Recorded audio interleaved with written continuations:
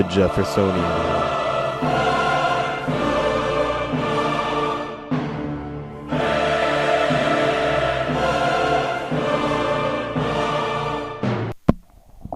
In 1793 in Army Whitney, I developed the cotton gin. With the device, a single operator could clean as much cotton in a few hours as a group of workers had once needed a whole day to do. Cotton growing spread throughout the South. African-American slavery, with the decline of tobacco production that seemed for a time to be dwindling institution, expanded and firmly flexed upon the South because of me. Thank you very much.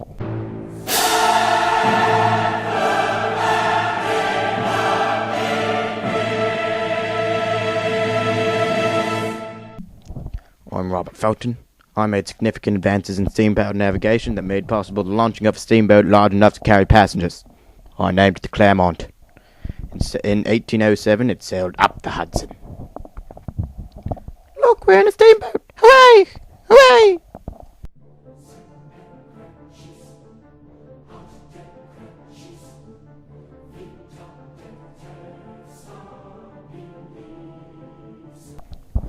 William Mayberry was appointed Justice of Peace in the District of Columbia by John Adams, but his commission, although signed and sealed, had not been delivered to him before Adams left office.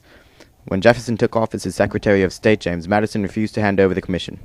The original Judiciary Act of 1789 had given the court power to compel executive officials to act in such matters as the delivery of commissions, and it was on that basis that Mayberry had filed a suit. But the court ruled that Congress had exceeded its authority, that the Constitution could define the powers of the judiciary, and the legislature had no right to expand them. The relevant section of 1789 Act was therefore void.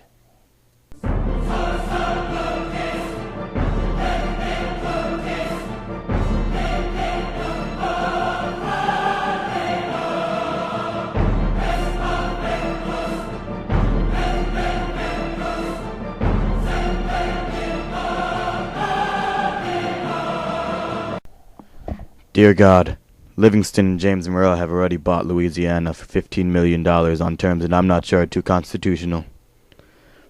The United States is to grant certain exclusive commercial privileges to France and the port of New Orleans, and we are to incorporate the residents of Louisiana into the Union with the same rights and privileges as other citizens.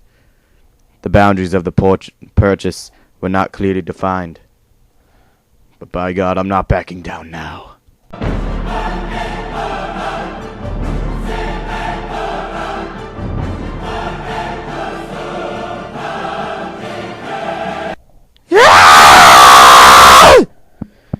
In 1802, I persuaded Congress to abolish all internal taxes, leaving customs duties and the sale of western lands as the only sources of revenue for the government.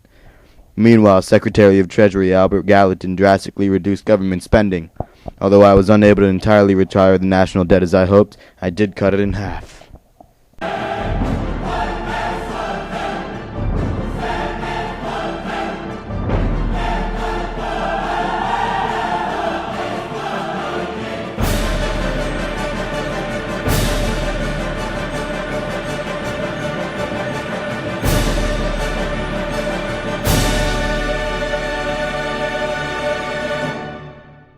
Get your motor running, head out on the highway, looking for adventure, and whatever comes our way.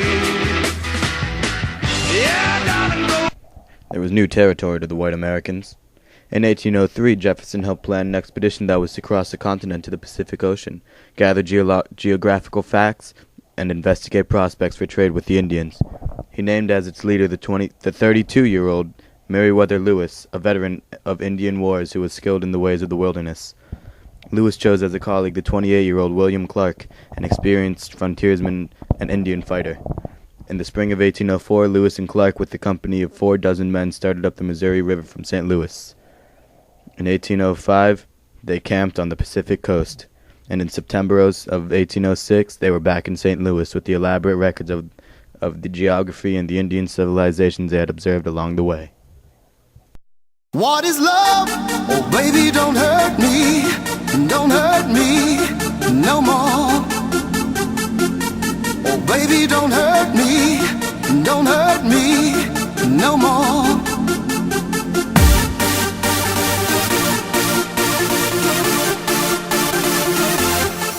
What is love?